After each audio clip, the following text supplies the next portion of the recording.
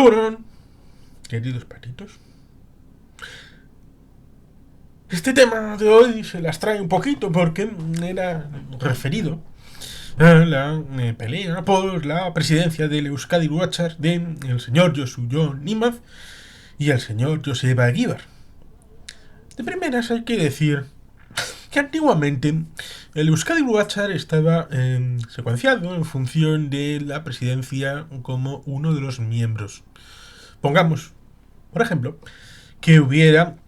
4 miembros de Vizcaya, 4 de Guipúzcoa, 4 de Araba y 4 de Nafarroa. Ahí tendríamos 4 por 4, 16. ¿Quién sería el presidente? Pues de entre los 16, uno de ellos sería votado por la mayoría de los miembros. Es decir, tendría necesariamente requerir 9 votos favorables, por lo menos. Y por tanto, ahí estaría la situación.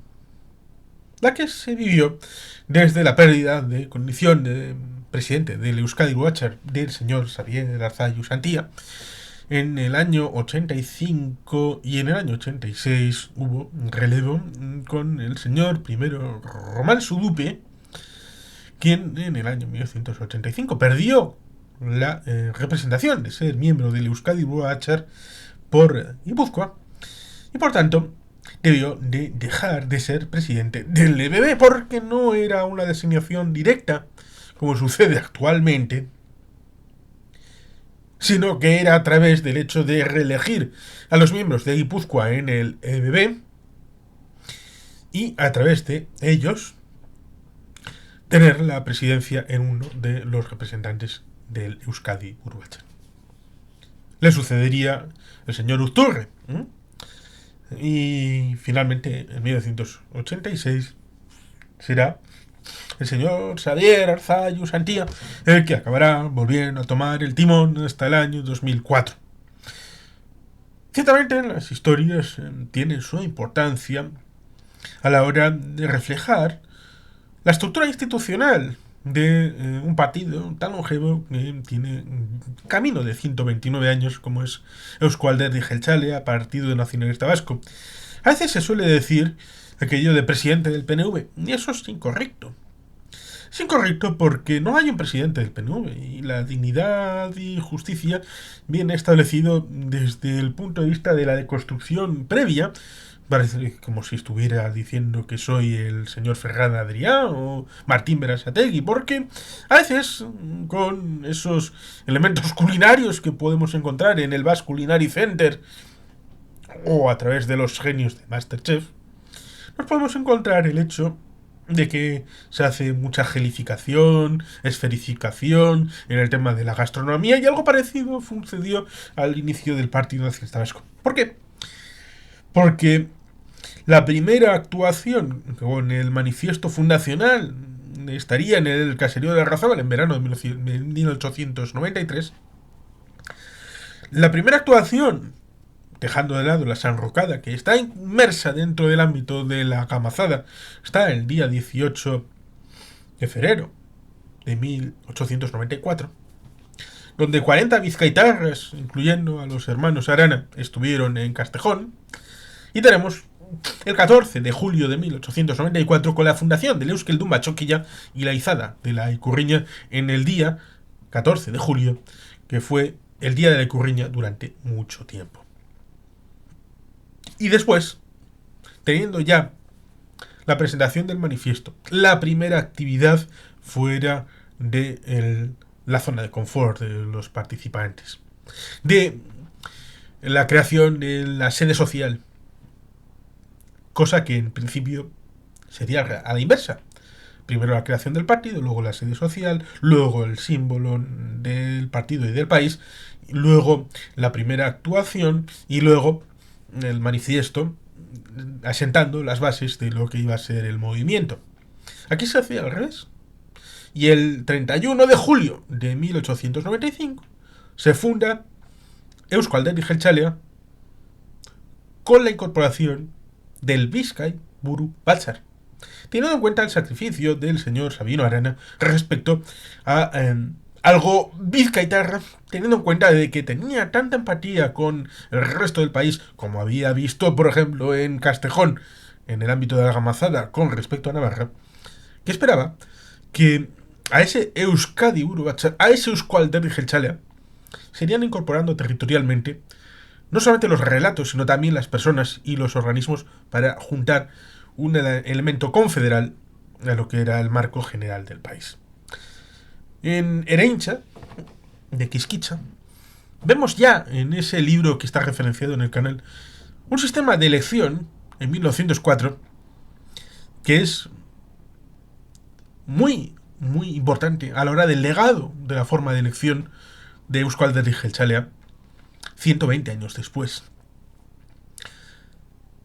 Evidentemente el paso del tiempo hace sus mellas a la hora de la situación del ámbito del partido, la situación de cada una de las personas a la hora de afrontar la elección de los cargos es algo que tiene mucho que ver con el presente del momento que se está viviendo. La lucha en ese momento, lo hemos comentado alguna que otra vez, cuando llegamos a los años 90, Euskalderri Jeltzalea está reconfigurándose internamente después de la Asamblea de Zestoa de 1987. Está tratando de mantener el grupo vasco en Madrid, cosa que fue muy importante. Tenemos algún vídeo acerca de esos libros que hicieron desde el grupo vasco a la hora de transmitir qué se hacía allí. Ahí está el señor Iñaki Anasagasti, que fue diputado en Madrid desde el año 86 hasta el 2004, y de 2004 al 2011 fue senador. Tenemos fuentes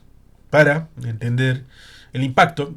de Euskalderri Jeltzalea en Madrid, pero no solamente eso. También la reconfiguración en el ámbito vasco, la importancia de la comunidad autónoma, de Lehendakaritza, de Ajuria-Enea, la importancia de recuperar el solar con el edificio del año 92-93, el edificio de Sabin Etxea, con la reconstrucción de la casa del padre en las cercanías de los juzgados y jardines de Albia, en Bilbao. Y en la quinta planta está la presidencia del EBB. En ese momento confluía Euskalderri Jeltzalea frente a dos monstruos que aparentemente querían sumar fuerzas, que tuvieron unos notables resultados, aun yendo por separado, en el año 1990. En 1993 todavía fueron por separado a las elecciones generales o fueron juntos. La cosa es que algunos hablaban de postnacionalismo con el señor Ramón Jáuregui Atondo y el señor Mario Naindia para las elecciones vascas de 1994. ¿Por qué es importante todo este elemento cuando estamos hablando del año 2004? Para la elección de Euskadi Buru Batzar, 10 años antes. Porque el señor Ardanza, que había sido elegido en 1985 para ser lehendakari, después de la asamblea aquella de Artea, en donde dijeron, ojo cuidado, que lo que está pasando aquí dentro, es decir, en la asamblea, puede resolverse, pero lo que sucede ahí fuera, con las gentes enfervorecidas por un bando y otro, eso ya tardará muchos años en resolverse. Pues evidentemente todo eso influyó en la situación en la que el Partido Nacionalista Vasco fue percibido por algunos con debilidad. Debilidad estratégica que en esas elecciones de 1987 llevaron a que el Partido Socialista tuviera una cierta primacía en uno de los dos ámbitos, ya sea voto y en el ámbito de escaños.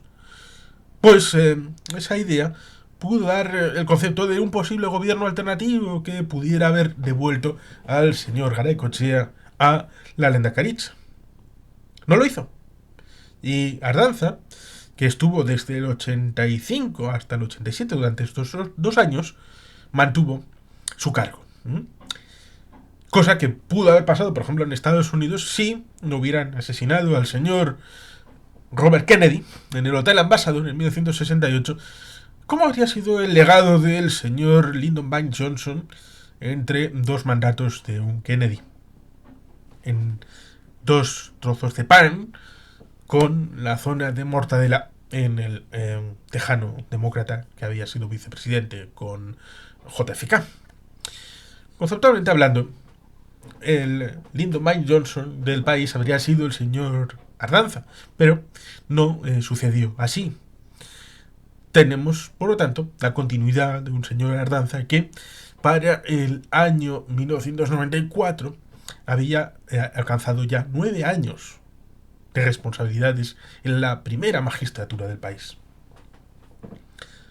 Y exigía un recambio.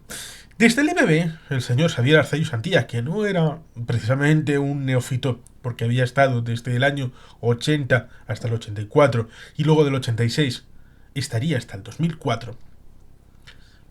vio que la situación ameritaba un mantenimiento de las estructuras y no jugársela,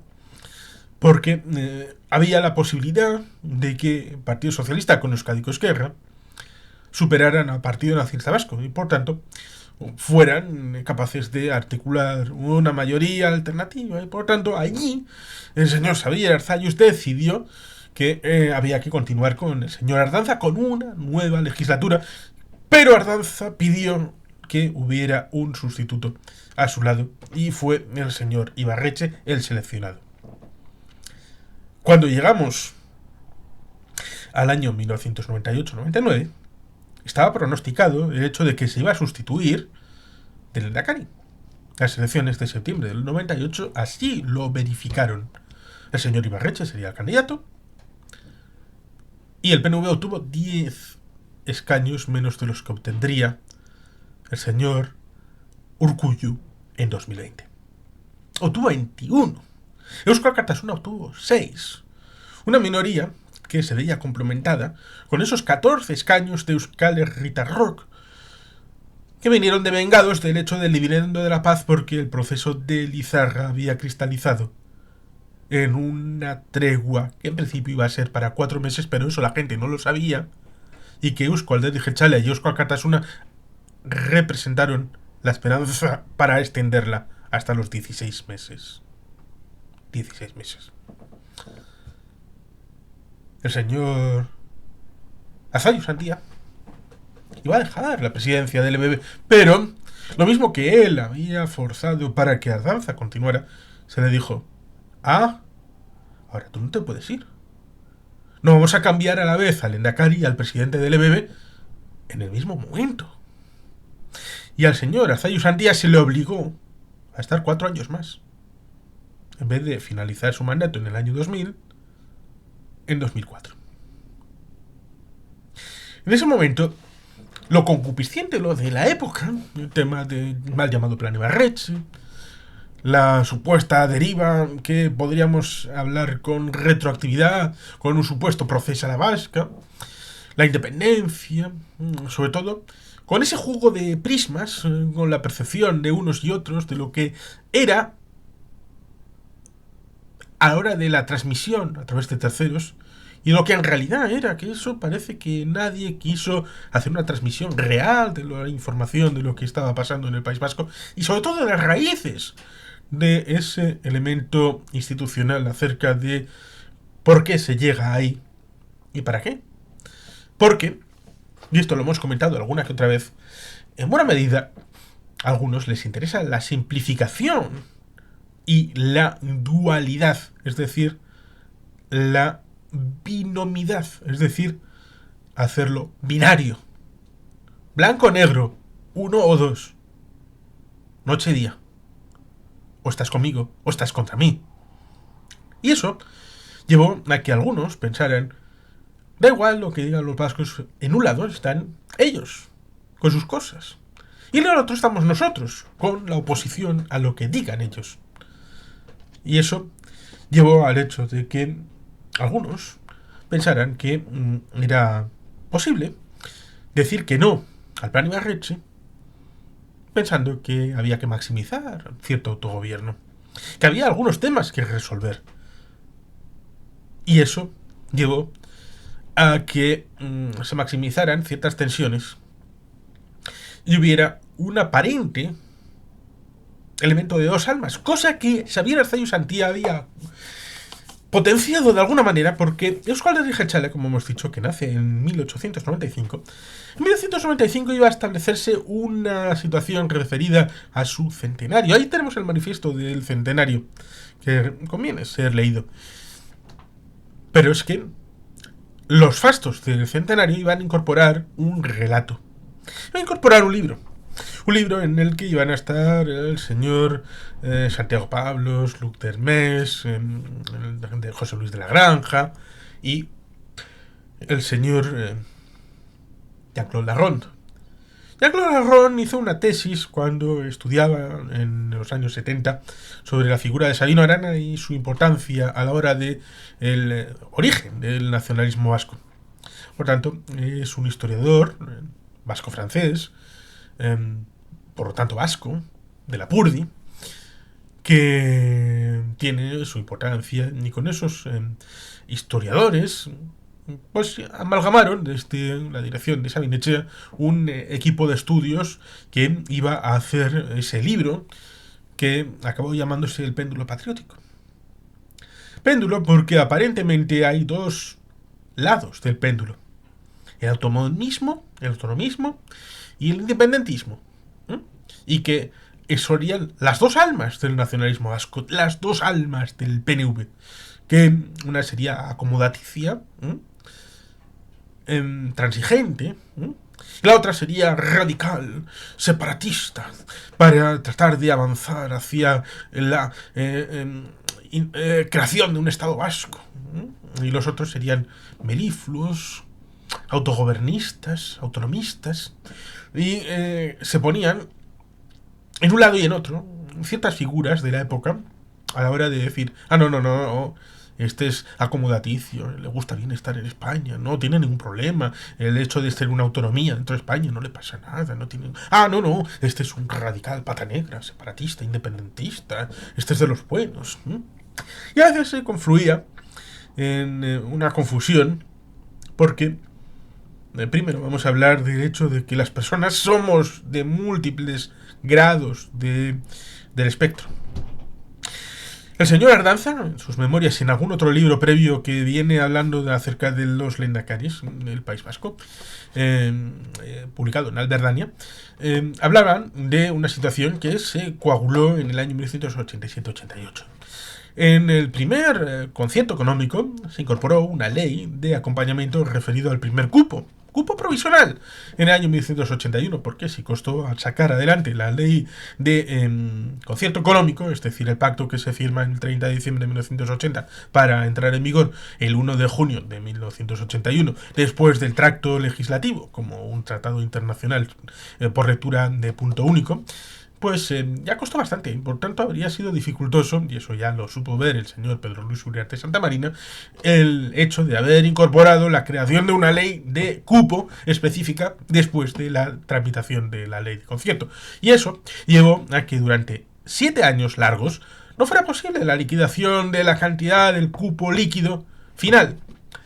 Y eso llevó a el estancamiento de un sistema, pero con ese cupo provisional se había establecido un marco regulatorio que fue utilizado de manera perentoria, es decir, de manera provisional,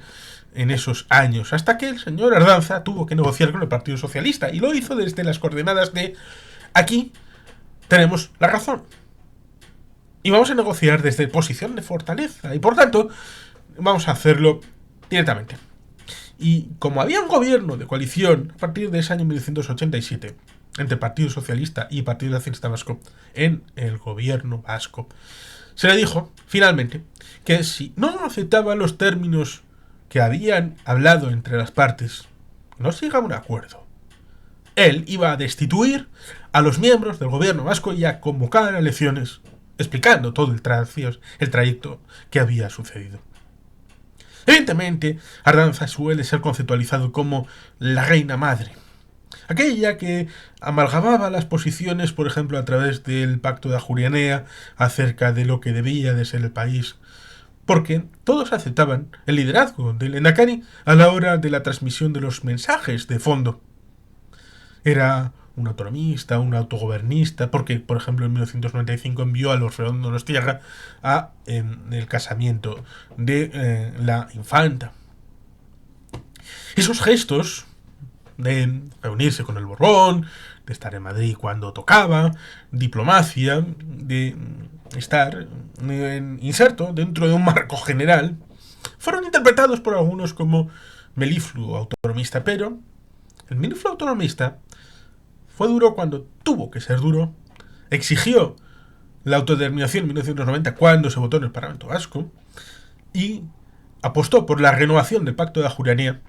cuando tocó al final de su mandato en 1998 y también en el propio Pacto de Ajuria en el año 1988, firmado en enero. Uno puede ver de los puntos 7 al 13, recomiendo vivamente que los miren. Sobre todo cuando uno retrocede a 1930, noviembre, cuando se produce la refundación del Partido Nacionalista Vasco en el ámbito de Aberri y de Comunión, todos aquellos que luego serán conceptualizados como independentistas de pro, antes, militando en los años 20, más o menos en clandestinidad, pero militando políticamente, venían del autonomismo de la comunión. Y por tanto, esta división en dualidad también entra en esa situación de que había un interés por separar en dos mitades, sin participación de nada más, o blanco o negro, o uno o cero, a la hora de dividir entre unos y otros. Y esa división entra de lleno en la idea de que el señor Arzallus Antía quería escribir su legado a través del señor Joseba Eguíbar. Y esa visión no fue aceptada por una parte importante de la militancia, que deprisa y corriendo buscaron a alguien que había sido miembro interesante de Negui, que había estado primero en su propia profesión, que había hecho trabajos a través del ámbito de los hidrocarburos, de ser ingeniero químico, y que entró en el gobierno vasco como consejero de industria y portavoz del gobierno, que había estado en Bruselas como eurodiputado durante 1994 a 1999, cuando entra en el ámbito del gobierno vasco, que hizo su labor técnica muy buena. Pero con las prisas yo creo que encontraron a alguien que estuvo dispuesto a aceptar, pero las personas no somos válidas para todo, absolutamente. Debemos de ser capaces de entender nuestra limitación y en un momento dado, en el año 2007, hubo esa coincidencia de pensamiento, salvo en la persona del señor Josu Imaz, de que el ser presidente del EBB no era algo de lo que él pudiera estar orgulloso, sí de su militancia, sí de su activismo, sí de su participación institucional en el nivel Parlamento Europeo, sí en el ámbito de portavoz del gobierno vasco y de consejero de industria por su formación de ingeniero químico. Pero ser presidente del EBB era algo que le sobrepasaba y por eso finalmente tuvo que dejarlo en el último trimestre del 2007 y entra en funciones el señor Urkullu Rentería en la presidencia del EBB, siendo previamente el presidente del Bizkaiburu Batzar. Esa disputa evidentemente se basa en modelos organizativos, en formas de enfocar el elemento político institucional y evidentemente eso tiene trasfondos, pero no de dualidad, no de binomidad, no de elemento binario de los unos o los otros. Sí hubo tensionamiento, precisamente porque en buena medida ese tracto desde el año 86 al 2004 se cebó con el hecho de no haber una serie de circunstancias a nivel Bachoqui referido a ciertas críticas internas, el modelo de funcionamiento, el tratar de atemperar cualquier posible disensión y sobre todo el ir a modelos en donde la presidencia del EBB solamente tenía un candidato. Y ese candidato no era otro que Xavier Arzallus Antía, y por lo tanto, desde el 86 hasta el 2004, había sido prácticamente un paseo militar para las comparecencias ante la Asamblea General y ante el ámbito de la militancia para Xavier Arzallus Antía como líder histórico del Partido Nacionalista Vasco, sin contestación y sin concurrir a una elección plural. Y por tanto, los mecanismos no estaban habituados a que hubiera más de una persona en la competencia por la presidencia de Euskadi-Buru Batzar, y eso tal vez contribuyó al hecho de que hubiera más tensionamiento del posible. Un pensamiento que debería de ser normal en un sistema que, como hemos comentado, desde 1904 hasta 1994 y 20 años, 30 años más, es decir, hasta el momento 2024, ya son 120 años, pongamos, desde la definición de Quisquicha, de lo que es el modelo de democracia de primarias del PNV, muy especial, de 1904 al 2024, pongamos esos 120 años, ha tenido una derivada, ciertamente, de mejorar, de ampliar, de profundizar, pero, evidentemente, para eso se necesita una evolución personal, que evidentemente los vascos no tenemos la democracia participativa que tienen los suizos, y eso, evidentemente, hace que cuando hay una democracia pluralista dentro del partido y se pone en práctica, salvo que tengas experiencia previa, entonces hay dificultades que se sobrevienen y se ponen encima de la mesa. Evidentemente era un momento en el que parecía que si ganaba el señor Eguíbar, entonces el partido seguiría con Ibarretxe y con la independencia y con la soberanía y todo eso. Y si ganaba el señor Josu Nímaz, entonces el partido se bajaría de la independencia, se convertiría prácticamente en una UPN bis para el ámbito de la comunidad autónoma vasca y estaría en negociaciones con el PP prácticamente para hacer lo mismo que hizo UPN. La realidad se ha convertido en el testigo de que esto era falso, de toda falsedad, que eran argumentos que se utilizaban única y exclusivamente por el hecho de ganar una candidatura sobre la otra. El Partido Nacionalista Vasco ha seguido teniendo la misma línea de búsqueda del autogobierno desde el prisma de la independencia, pero desde no el suicidio, sino desde la construcción, sin renunciar a nada, pero sin mirar hacia atrás y a la hora de avanzar siempre con paso sólido y firme, y sin poner en riesgo lo ya conseguido. Esto es complicado de tejer, sobre todo con aquellos que tienen esas pulsiones, esas emocionalidades, de ver avances sustanciales en su periodo vital, de un día para otro, pasar de ser humano a ser un tigre. Y la evolución no suele casar bien con elementos tan espectaculares y tan noticiosos, porque la revolución más silenciosa no estará en un titular de un medio de comunicación, sino irá desmigada a través de los medios de comunicación. De un día pasa esto, otro día pasa lo otro, y al final te das cuenta de hemos estado ya en otro escenario. Es un poco lo que el propio Xavier Arzalluz Santía solía decir, que con Madrid se cogía el salchichón y se iba rodaja a rodaja recogiendo hasta que en un momento dado Madrid se daría cuenta de que solo tiene la chapa. Por tanto, esas formulaciones del señor Xavier Arzalluz Santía estaban bien acopladas a la realidad del país, una nación foral que siempre quiere avanzar. Por eso, lo que sucedió entre Josu Nímaz y el señor Joseba Eguíbar, con toda la importancia que tuvo en el momento, y los descargos emocionales, las tensiones en los bachoquis y todo esto, pues debería de recordarse con el tiempo, ya habiendo pasado 20 años, simple y llanamente como una situación en donde, más que poner el foco en lo que se quería realmente, se puso el foco en la idea de la búsqueda del poder. Es bastante humano y es bastante realista, evidentemente, que estas cosas a veces sucedan, pero hay que desdramatizar desde el presente y poner el foco en el hecho de que hay que saberlos llevar. Evidentemente, en otras épocas habría tenido otras consecuencias y otras evoluciones, pero se estaba en otro momento histórico y el contexto sirvió para que los asuntos se fueran de otra manera.